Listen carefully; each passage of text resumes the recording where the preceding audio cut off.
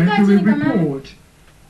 Alexander Musset, Deputy Director of Procurement, is said to have prepared defective documents. For that, he received 8 million shillings. Others are Selfless Mora, who received 9.3 million shillings. PC Ondusa, who bunked 9.6 million shillings in his KCB account. Then there's the case of lawyer Alphonse Matinda, who received 135 million shillings. It is still not clear on whose behalf he received the money. Others are former PS Alice Mayaka, 4 million, Dorino Yugi, 3 million, and Mortgage General Contractors, 2 million shillings. What we need to look at is what is on the table. It is still not clear how much money some ministry officials received. It is thought they used law firms to receive their cut, and it's here that many believe investigations should focus. Only the money trail and the big names shall be revealed. Robert Magilla, MTV. Now, former Labour Minister and Lurambi MP Dr. Newton Kulundu is dead. He passed on at a Nairobi hospital last night. Kulundu lost his parliamentary seat in the 2007 election. Family members, friends and relatives gathered at Railways Club in Nairobi for funeral arrangements this evening. They were mourning a man with a checkered political and professional career. During his tenure as minister, he never shied away from controversy. A case in point is this one. U.S. envoy Michael Ranneberger refused to shake his hand after Kulundu accused the superpower of being the greatest violator of democracy, transparency and human rights. While in the Ministry of Environment, he had a brawl with Leakey over the African plum tree, claiming that Leakey had been secretly exporting its products. Dr. Leakey accused me of managing this ministry as a Stalinist. I was in the last parliament with him. And what I have come to learn about his activities at KWS, there's no worse Stalinist than Dr. Richard Leakey. He also had a run-in with trade unions on a number of occasions as Labour Minister, and the battle between him and the Kenya Plantation and Agriculture Workers Union over the introduction of cheap plucking machines comes in mind. He was nominated to Parliament in 1992, elected in 1997, and re-elected on a ticket in the 2002 general election. He served as Minister for Environment, Natural Resources and Wildlife before being named Labour Minister. Born in June 1948, Kulundu is said to have decided to avoid politics after the 2007 election and had been running his business and farming before he fell ill. He had a master's degree in public health from Loma Linda University and attained his first degree in medicine at the University of Nairobi. He lives behind a widow and 6 children. Rashid Ronan, NTV. This is the NTV Weekend Edition. Lots more coming up after the break. Stay where you are.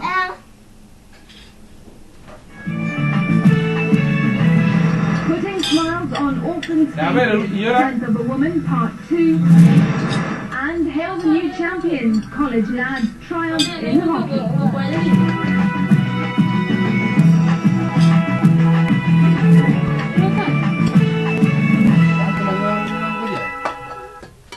Punchline. I want Kenyans to know, mimi na Ambassador Kiplagat tulisaidiana pamoja kusaidia wenzetu wa Somalia. Ndio mimi nashangaa kwa nini wanasema Kiplagat aende. I don't know kama kuna mtu malaika achukue hiyo kazi. Punchline. The 7th edition of the Study in Malaysia Expo 2010 is on at the Lyco Regency Hotel Nairobi on the 8th and 9th March 2010 from 9 a.m. to 5 p.m. Coming to University Rep from Malaysia for free counseling and sport admission. Entry free. Malaysia, truly Asia. Introducing the new Sony TZR-88D and 99D Hi-Fi series with built-in LCD screens, videos, and USB record and play capability. All diverse students, parents and teachers are cordially invited to the 12th Nairobi International Educational Fair at the Sarit Expo Center, Westlands, Nairobi from the 11th to 14th of March 2010. Instant admission. Don't miss. How have you had your Weetabix today? It's back.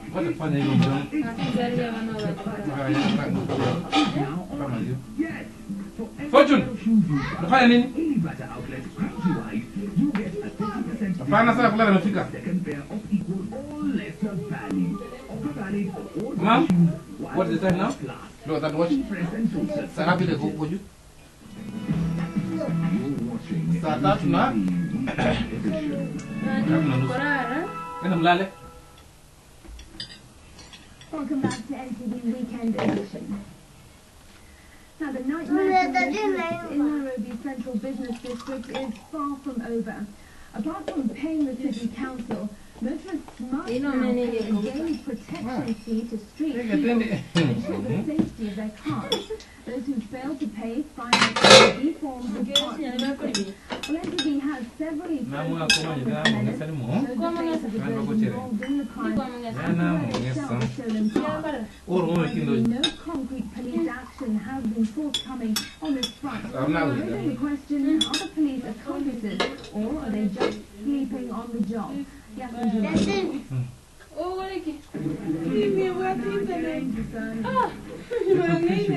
another suspected spare parts. All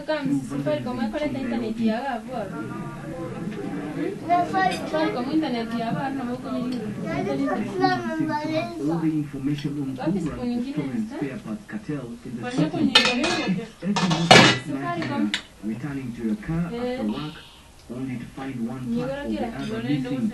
Motorists now fear for the safety of their cars, and surprisingly, many have now surrendered to the very cartels whom they pay to protect the vehicles from themselves.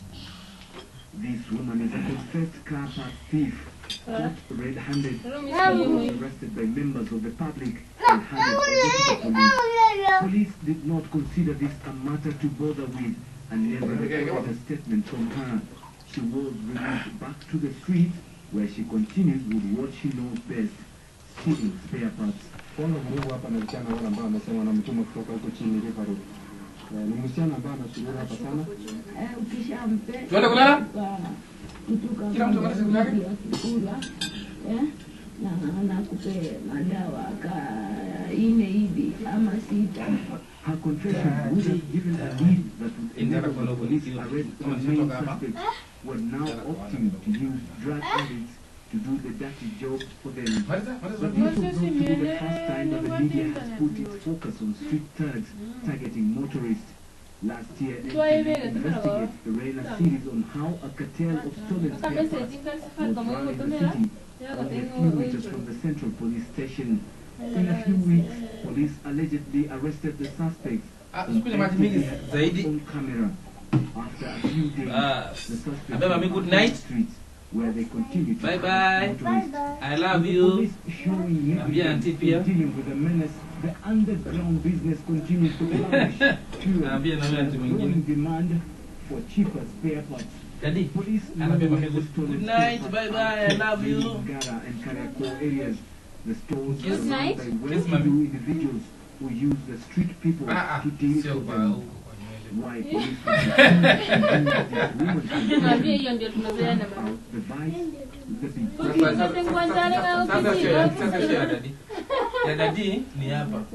the good night. With statistics bye.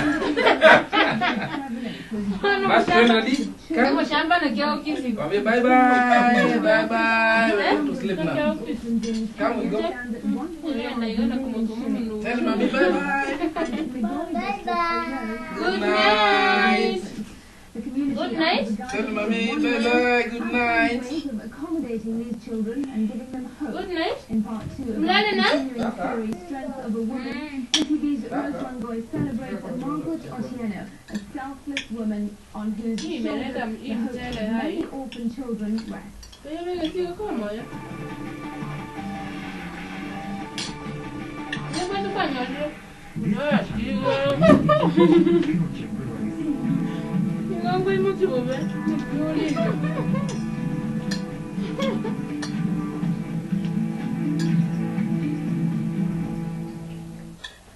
A casual look at Makanda in Migori district revealed nothing unusual or remarkably different from any other village. But in this village lies the story of one woman's relentless efforts to bring positive change for an entire community. It's story time. Margaret Otieno is narrating folktales to these little ones in their old years. We also have their time to tell the story. Having lost family members, friends and neighbors, just like an action that those left behind are being orphaned of sales. Kulikuwa na watu wengi, tena ni watu wanafanya kazi na siku hizi hakuna. Wengine wanabaki tu watoto peke yake. Mama alikufa, nyanya alikufa na babu pia alikufa. Sasa wazazi pia wanakufa wote. She formed a seed orphanage daycare to cater for their needs. 5 years ago, they were about 3 to 4 years. Many had lost their loved ones and had no one to look after them. This is where they spend most of their time in this structure, serving as a classroom.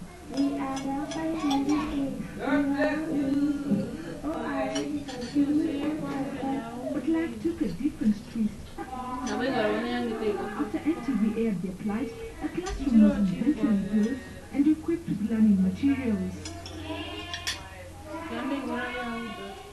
Every day, 46 children converge here to learn the ABCs of life. Many had missed out on education at some point, but now they have a second chance.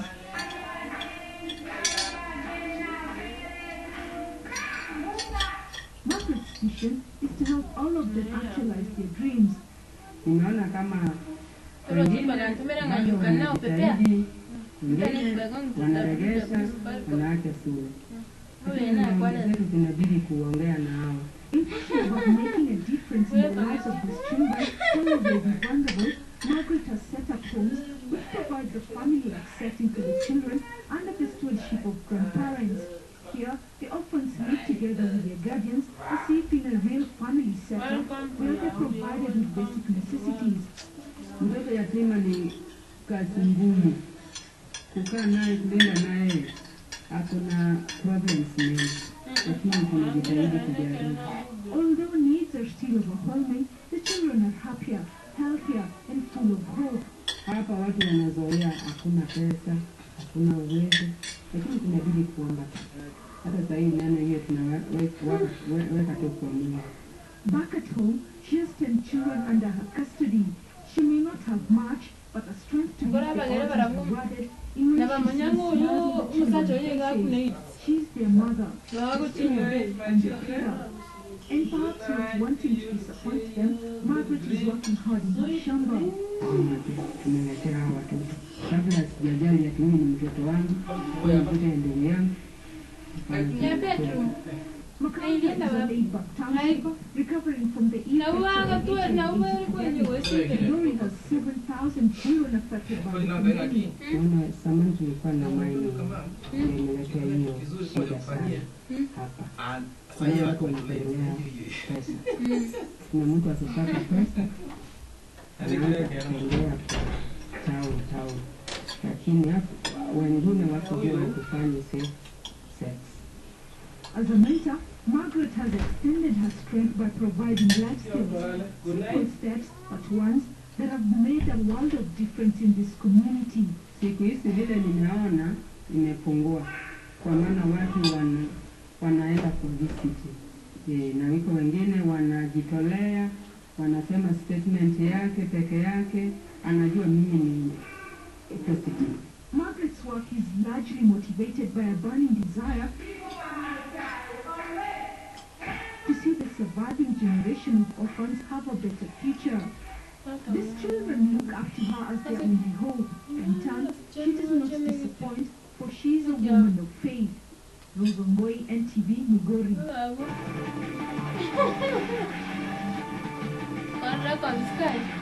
This feature is brought to you in partnership with Kiroche Breweries.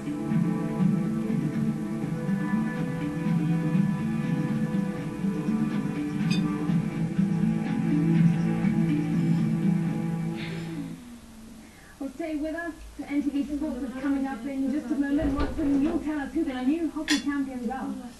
Spot on, Smitty. And Let's find out what sport indeed it's new hockey champs, new tennis champs. Is this new AFC form? Let's find out after this break. You're watching NTV Weekend Edition.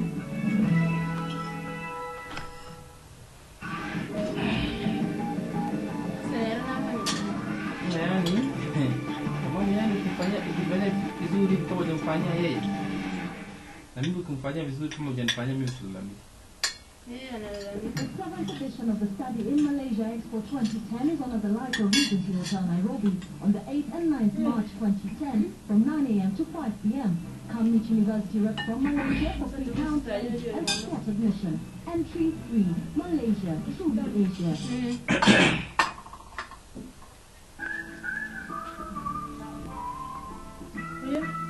Grazie di te.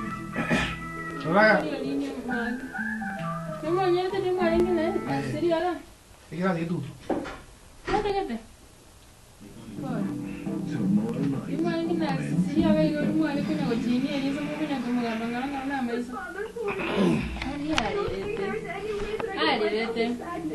Serius no vale ni kaya. Oh no. Magi agak. Magi no liu kolera. Tapi kuzo. Kena cari kiri. Nanti nama Magi ada pakai leceh apa? Pakai batu kepi. Bukan ni kita bukan apa macam ni. Screen the rule follower. There's always a dozen people in the back of Oh, ini ada. the gallery.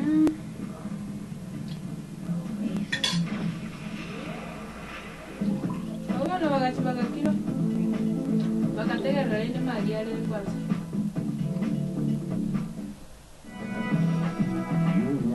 NTV Weekend Edition.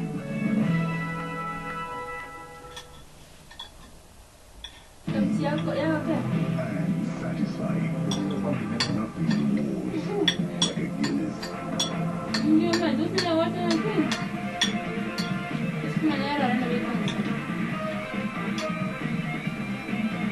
Mana apa? Hero. Welcome to NTV Sport. I'm Watson Karuma. Strathmore University and Telkom Orange are the national hockey champions. Strathmore University beat Kenya Police 2-1 in the men's final as Telkom Orange beat USIU 4-3 in the women's final. Both finals were played at the City Park Hockey Stadium. After months of grueling battles, the final four teams were prepared for the final showdown. In the men's final, Kenya Police faced Strathmore University. The students declared their stance in the first half. Opening the scoring on the 11th minute. Because it's Munyi added a second 8 minutes later.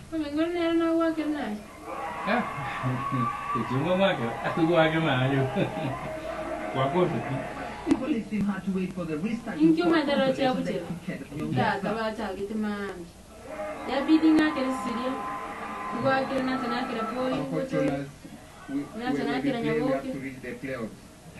After reaching the playoffs, we are going to work on our strategy.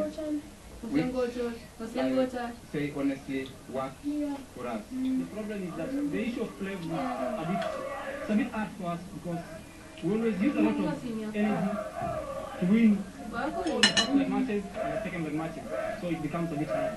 And the season goes a bit low, so it becomes hard. Maybe at some point you get tired. And it was celebration at the City Park Hockey Stadium as the students lifted the title over the police. We had beaten throughout the season.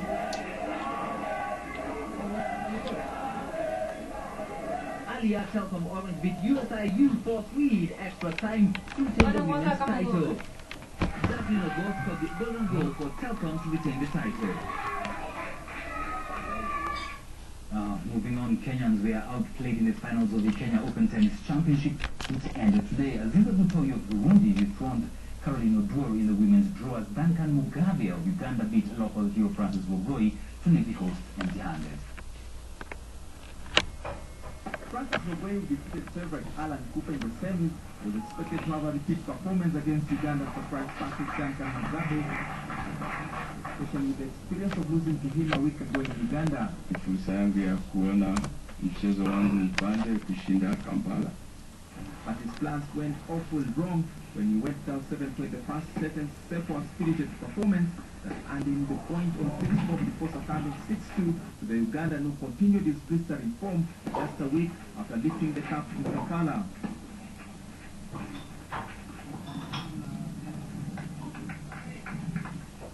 To the ladies category, defending champion Caroline Odoro was not up to scratch.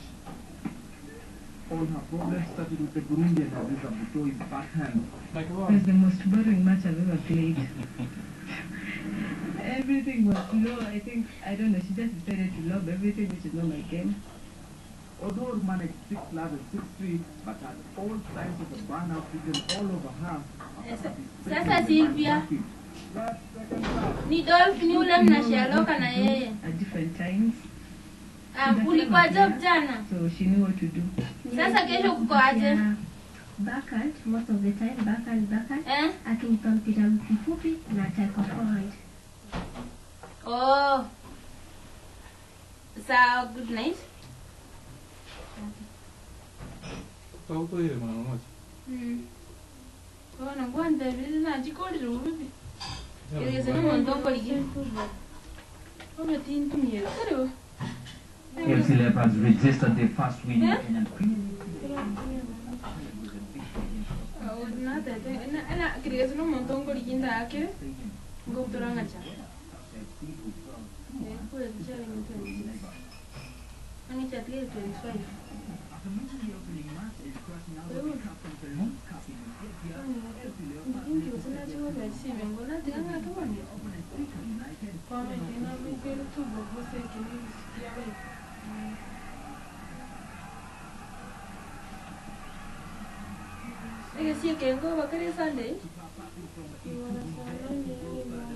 Bueno, ¿me quiere? ¿Me quiere?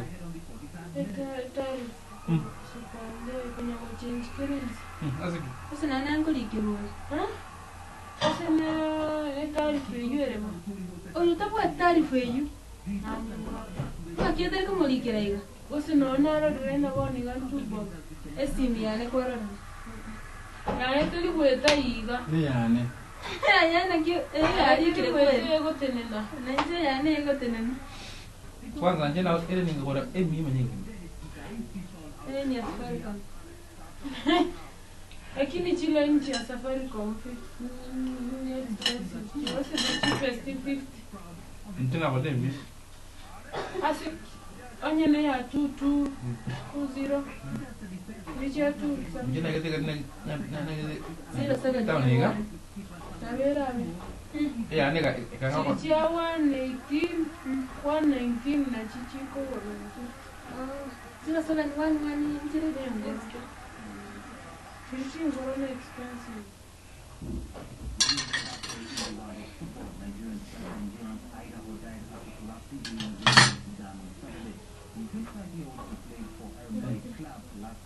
Esther, Bwani maji ya kunywa. Ya kunywa. Kuna hiyo nilikuwa nimeweka jug.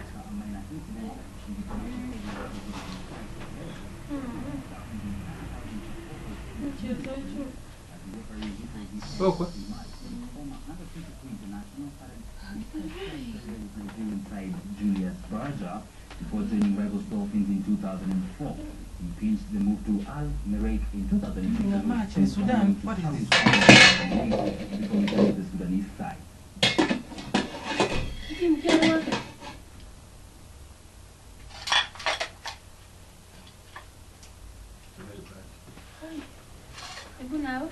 Chelsea will face Aston Villa in the FA Cup semi-finals as the winner between Fulham and Tottenham will meet Portsmouth.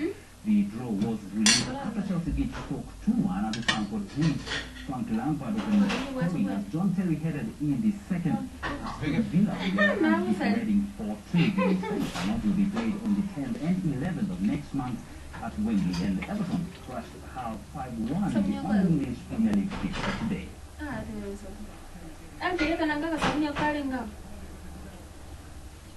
And still in football, Real Madrid moved ahead of champions Barcelona on Sevilla. The AC Milan missed a chance to close in a point of leaders Inter Milan when they were at AS Roma. Manchester United moved to the English Premier League with a 1-0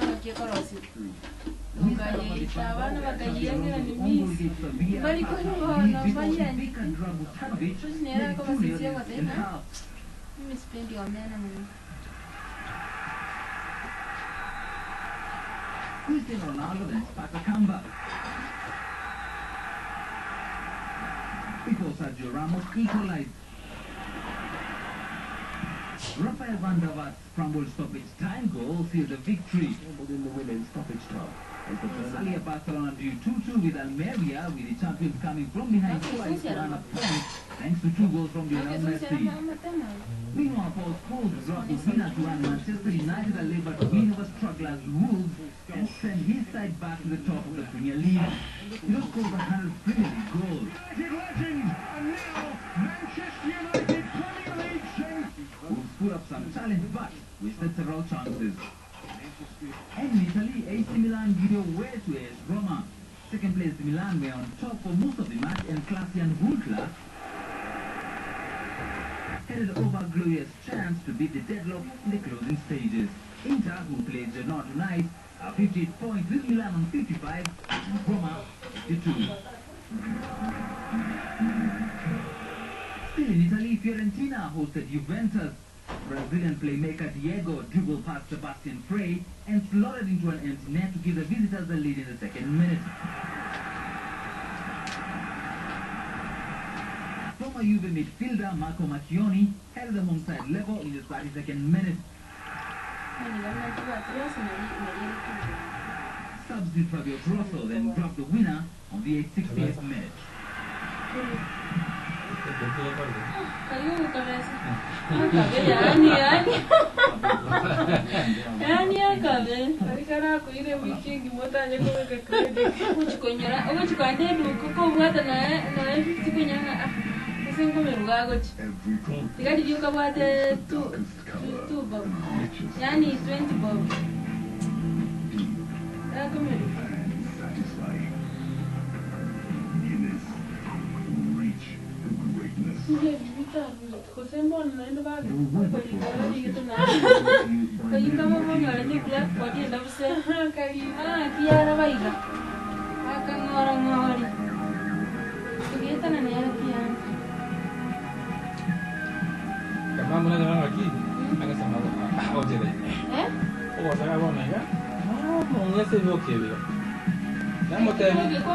Nikiona tena machozi tu hivi nitaongeza 3 kila 4 mpaka 3.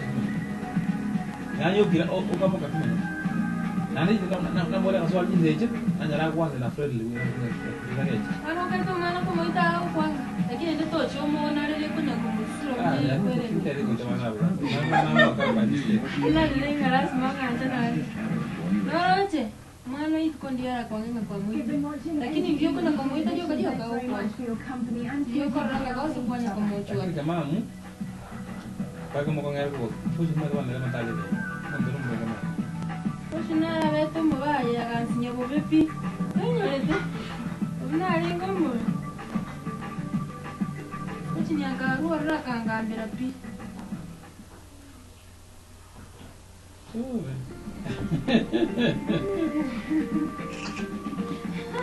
Wale kombo ata. Nango. Nango na yari. Is TV. Nango. Hello. I have that I can get all my favorite DSTV channels now. Of course. Embrace the new technology. For every 7,999 shillings you spend on F912, or every 10,999 shillings you spend on F900, and you get to watch 13 of your favorite DSTV channels. Get it today at Safaricom Retail Shop. DSTV.com. Come citizen, Makika karaka bali.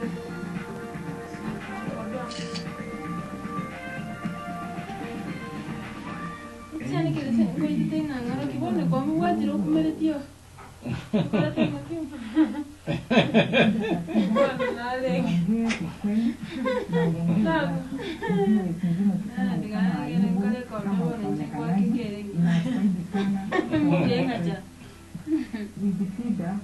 It gives somebody some peace of mind.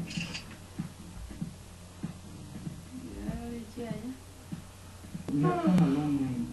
We have come from a period where we were viewed as an enemy of the people, of men, and of the family. This, we believe, was because people did not understand the work that FIDA was doing. We are celebrating because we see we are being recognized as an organization that has stood as a beacon of hope. We are celebrating that we have been at the forefront of securing reforms in our laws that regard women as equal citizens. Tangu kuanzishwa kwake mwaka 1985, chama cha mawakili wanawake yaani FIDA Kenya imekuwa mstari wa mbele katika kupigania haki za wanawake kupitia utoaji wa misaada ya kisheria. Wanga ni wakili anayetoa ushauri kuhusu taratibu za kufuatwa wakati wa kuwasilisha malalamishi kwa FIDA. Kuna siku ambazo zimetengwa maalum ya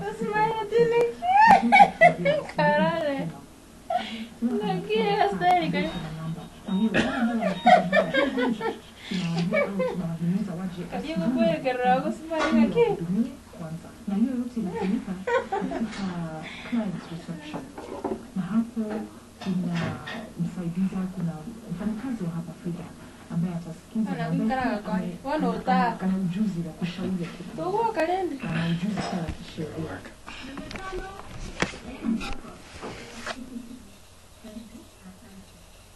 Sasa atasikiza kesi yako kwa ufupi, atauliza maswali nini kilichokuleta hapa FIDA.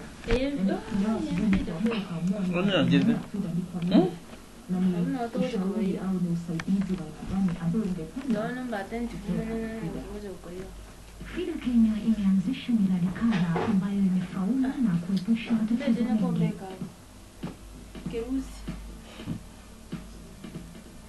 Rose Onsari ni wakili wa FIDA Kenya na anaeleza kuhusu mambo yanayoshughulikiwa na FIDA.